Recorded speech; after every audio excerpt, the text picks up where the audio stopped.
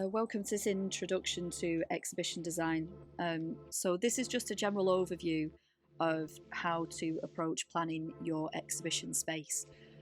So as you can see on this page of the website, you will find an array of videos that are here to sort of guide you through the steps, whether you're doing graphics, art, textiles, or photography, because the way that we approach the exhibition in those four areas are very, very different. So this is just a general overview. So before we begin, just a look at some key dates moving forward. So the Upper 6 exams begin on the 27th of April.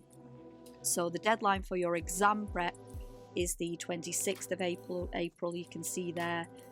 Obviously, this is a deadline that we set several months ago, but the exams will begin on that 27th. During the 15 hours, so where the boxes are in black, there is limited access to some of the art rooms. It will be bookable, so the only way you'll be able to come and work in one of those 3 rooms is if you book them online. That will go live that first week back after the Easter break. All laptops will be being used during the exam, so in terms of the computers, it'll only be the ones that are available in those rooms, the desktops. The last day we'll be in the department is the 12th of May, so that's the last day of our exams. After that point we move into our exhibition space, so you won't have access to the department after the 12th of May. So when you come in to do your planning now, finishing off your coursework, finishing off maybe the final piece of your coursework, just keep that in mind that you won't have access to the department from the 12th onwards.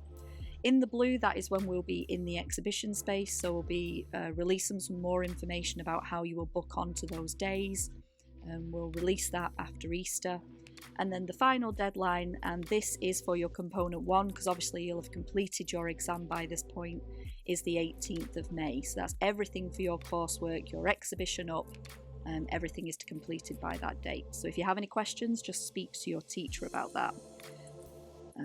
So just a quick reminder about how it is assessed. So your component 1 is 60% of your overall A level, and the exam, which includes your exam prep, is worth 40%. All the information about your exam and assessment is available on the website.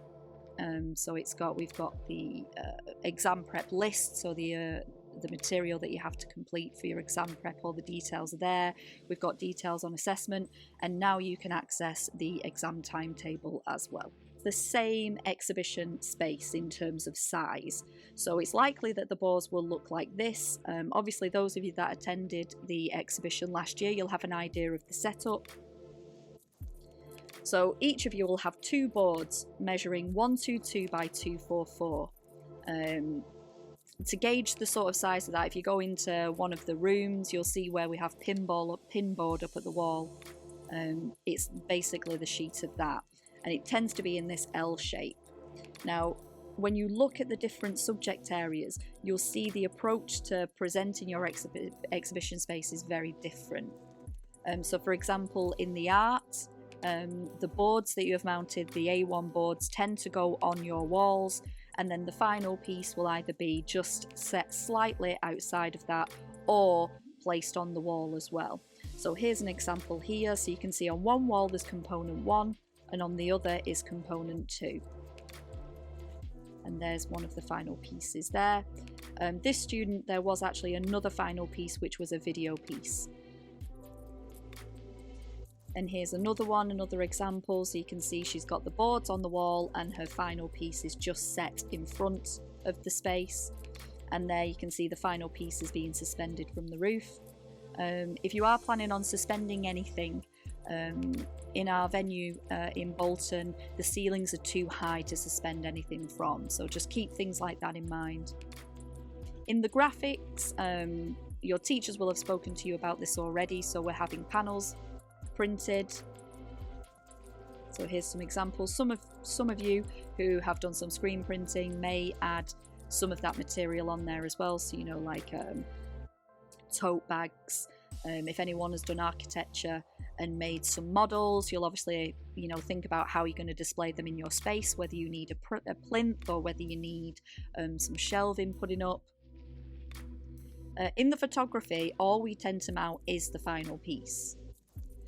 So this again, your teacher will speak to you about this. This is often prints, light boxes, framed prints.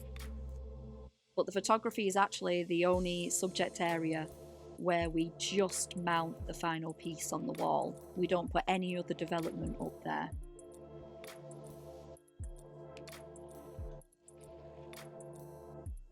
And then in the textiles, again, very similar to the art, the boards that you have produced, which have your analysis on, your development on, they are mounted onto the wall, and then your mannequin will be placed just in front of them with your sketchbooks on the floor. So this is something that you all need to start thinking about. Some of you may have already started planning your exhibition space, but we do have some resources that are available to you. So this is a plan sheet. People in the past have done little drawings. A lot of students tend to design 2-3 versions of what their exhibition space would be like and put that in their sketchbook or onto their website. But this is something that you do really need to start considering. So here's an example of a photography website. So she's put a critical link in to who's influenced the final piece, and then here are her designs with that final design at the bottom. So what to consider, so what to do next. Discuss all your ideas with your teacher. It's really, really important that. As you can imagine, logistically, this is a very, very big event that we need to plan for. This is the biggest year group we've ever had, so there's over 200 of you. So we really need to be careful and make sure that we've got everything in place for those 4 days when we move into the space. So please do consider the sizes. Yep, so 122 by 244, that's the size of your wall. If it is that you have any large pieces of work that you're thinking of doing, you must speak to your teacher. This year, space is incredibly limited. So if it is that you are planning on doing a very big final piece, we need to know about that rather urgently. If you're having anything printed through PicsArt, so this is for the photography students and the graphic students, please ensure that you watch the tutorials before you go into the 15-hour exam, because remember, you won't have access to the internet. So make sure that you watch them, and please do make sure that you use the templates that we have provided on the website. All prints must be checked by your teacher or any member of staff before they are sent. PicsArt are a professional printing company, so if it is that the images are pixelated in any way, they will not tell you. They will just print them and they will charge you for them. So please, please make sure that you have any prints that you're sending checked by your teacher to make sure the resolution is correct. If you require power, so this could be for TVs, this could be for speakers, for lighting, anything for that space, please make sure that you complete the MS form that is available on the plan page on the website. It's very important because we cannot run power to certain areas of the exhibition space. So if we do not know about this before we move into the exhibition space, sadly, we won't be able to accommodate you with that. TVs and iPads, we do have access to these. They are for final pieces only. In terms of projectors, we actually only have 3 of these. So again, make sure that you speak to your teacher if it's about the projector, and if it's for the TVs and iPads, please complete the MS form that's available on the website. Any woodwork that needs producing, this must be logged on the HCC Art website as well. It must include detailed drawings. Now we do have a budget for this, but it is very limited this year.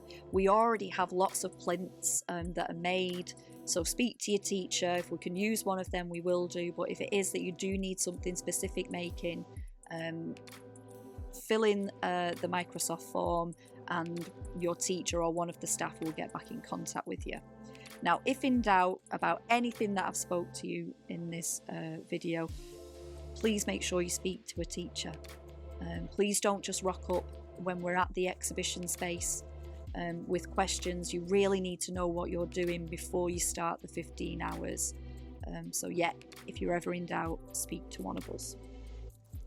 So please use the videos, watch the videos that are on this page, look at the templates, look at the examples we've put on here, and hopefully if we plan an exhibition well, the outcome will be a good one.